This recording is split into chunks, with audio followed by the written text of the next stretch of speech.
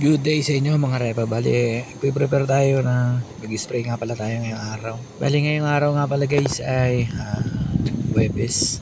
At ito nga ay akin ang pinupuno nitong aming tangke.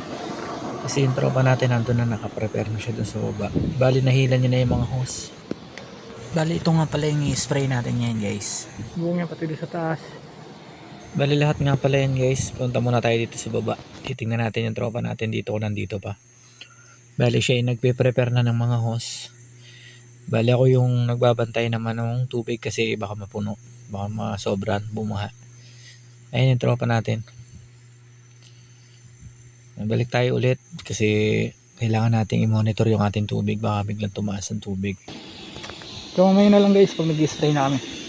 At dito nga guys, nag-spray na kami. Gawa ng medyo tanghali na. Kailangan namin ito matapos kasi pagkatapos nito guys, uuwi na rin kami. Bali, papakita ko lang sa inyo guys yung napakagandang view dito sa bilan na to kasi napakaganda talaga kung tutuusin. Talaga makikita mo, marerelax ka.